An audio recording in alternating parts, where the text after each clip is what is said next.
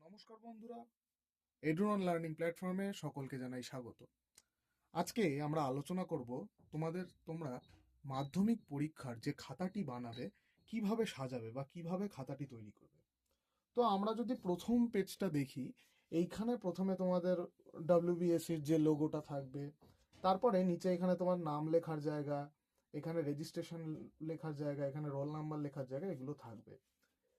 ঠিক এই টপটাতে এখানে থাকবে নাম্বার অফ লুজ শিটস, মানে তোমার কত, মানে নাম্বার অফ শিটস, তুমি কতগুলো শিট অ্যাড করেছো। ধরো তুমি এই শিটটা লিখলে, এরপরে ধরো তুমি এর সাথে আরো একটা কি দুটো পেপার অ্যাড করবে। আমি একটু দেখিয়ে দিই। ধরো সাপোজ আমি এখান থেকে একটা পেজ বার করলাম, এই পেজটা ধরো তুমি অ্যাজ আ লুজ শিট হিসেবে নিয়েছো। এবার এটাকে ধরো তুমি এর সাথে অ্যাড করে দিলে, তখন তুমি কি লিখবে? +1। ঠিক আছে, ধরো এর সাথে ধরো আরো একটা অ্যাড করলে +1। এরপরে +1 or 1, ধরো এইটুকুই তুমি নিলে, এর বেশি আর কিছু পেজ নিলে না। তখন কি হবে? তখন =2 লিখে দেবে। ওপরে দেখবে লেখার জায়গা আছে। এটা গেল লুজ শিটের ব্যাপার। এবার যখন তোমরা এখানে পুরোটা ফিল আপ করার পর নেক্সট পাতা থেকে লিখবে, তখন তোমরা ঠিক এই জায়গাটা থেকে লিখবে। খাতার এই জায়গাটা, এই জায়গাটাকে তোমরা ফাঁকা রাখবে, কিছু লিখবে না, এখান থেকে কখনোই লেখা শুরু করবে না। এবার বিষয় হচ্ছে তোমরা মার্জিন, তাড়াহুড়োর মধ্যে যদি পারো মার্জিন টানবে, যদি না পারো, যদি দেখছো যে অনেকটা লিখতে হচ্ছে, অনেক কিছু লিখতে হচ্ছে, তখন সেক্ষেত্রে তোমরা কি করবে? তোমরা জাস্ট ভাঁজ করে নেবে। কিভাবে ভাঁজ করে নেবে আমি একটা জাস্ট আইডিয়া দিই, যে তোমরা ওপরে 2 থেকে আড়াই আঙুল মতন ভাঁজ করবে। ঠিক আছে, ওপরের পেজটাকে 2 থেকে আড়াই আঙুল মতন ভাঁজ করবে। কেমন ভাঁজ করবে? আচ্ছা, চারদিকেই ভাঁজ করবে। ঠিক আছে, সমান করে ভাঁজ করবে। এই জায়গাটা 1 আঙুল মতন ভাঁজ করবে, ডান পাশটা। বাম পাশেও 1 থেকে 1.5 আঙুল মতন বা একটু বেশি ভাঁজ করতে পারো, কারণ তোমরা এখানে কিন্তু কোয়েশ্চেন নাম্বারটা লিখবে। নিচেও 1 আঙুল মতন। তাহলে খুব ইম্পর্ট্যান্ট, ওপরে 2 আঙুল মতন গ্যাপ রাখবে, এখানে 2 আঙুল মতন গ্যাপ রাখবে, এখানেও প্রায় 2 আঙুল, 1.5 থেকে 2 আঙুল মতন গ্যাপ রাখতে পারো।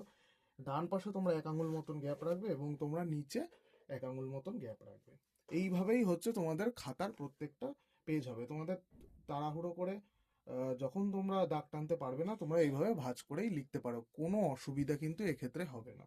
আচ্ছা, এবার প্রশ্ন উত্তর লেখার কথা বলি। তোমরা সবসময় লেখার কথা শুরু করবে, ধরো একটা কোনো বড় প্রশ্ন লিখছো, ধরো সাপোজ 2-এর দাগের 1।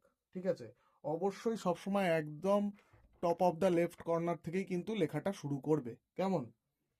এবার এখান থেকে যখন লেখা হচ্ছে হচ্ছে তুমি লিখছো, প্রশ্নের উত্তর লিখছো, সাপোজ তোমার এখানে গিয়ে দেখো, ধরো এখানে গিয়ে প্রশ্নের উত্তর শেষ হলো, তুমি কিন্তু কখনোই পরের প্রশ্ন এখান থেকে শুরু করবে না। বিশেষ করে বড় প্রশ্নের ক্ষেত্রে তো একদমই না।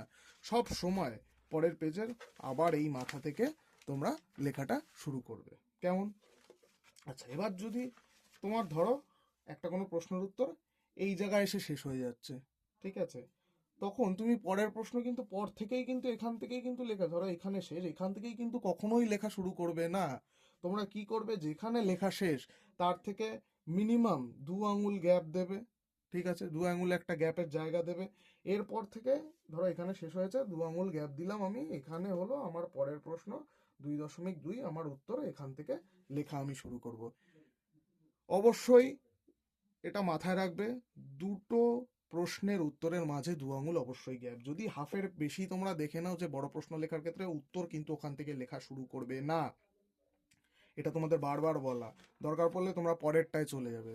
আচ্ছা, এবার যেটা বলা, যতক্ষণ তুমি লিখছো, ঠিক আছে, এক্সামিনারের জন্য তুমি কিন্তু নিচে এখানে পিটিও অবশ্যই লিখবে। পিটিও কেন লিখবে? Please turn over.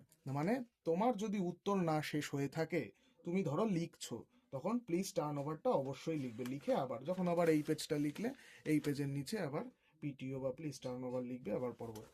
ধরো সাপোজ এই পাতায় লিখেছো, তোমার তাড়াহুড়োর বসে দুটো পেজ এভাবে গ্যাপ হয়ে গেল, গ্যাপ হয়ে তুমি এখান থেকে লিখছো, তুমি যখন খাতা পরবর্তীতে চেক করতে যাচ্ছ, দেখছো কি ব্যাপার, আমার এখানটা ফাঁকা চলে গেল, তখন দয়া করে এখানে বড় বড় করে পিটিও লিখে নেবে, বড় বড় করে, প্লিজ টার্ন ওভার।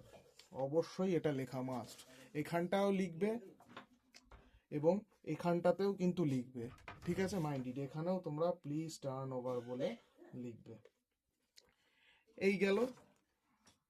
আর যেটা দরকারি বক্তব্য, ধরো তোমার খাতা এত অবধি লেখা শেষ, সাপোজ এত অবধি তোমার খাতা লেখা শেষ, এরপরে আরো 2-3টে পেজ বাকি আছে, তখন কি করবে? যদি পেজ বাকি থেকে থাকে, মানে আমি এটা লুজশেডের জন্য বলছি, আশা করি যতটা পেজ দেবে সেগুলো তোমাদের লেখা হয়ে যাবে। তো ধরো এটা আমি লুজশিট ধরো এখানে আছে, তখন তোমরা কি করবে? লম্বা করে কিন্তু একটা দাগ টেনে দেবে, ঠিক আছে? তার মানে এর দ্বারা কি বোঝাচ্ছে, তখন কিন্তু আর প্লিজ টার্ন ওভার এখানে কিন্তু কিছু লিখবে না, তখন সোজা একটা তেচড়া করে দাগ টেনে দেবে, যাতে এক্সামিনাররা বুঝতে পারে যে তোমার লেখা অত অবধি ছিল এবং তোমার লেখা অত অবধিতেই শেষ।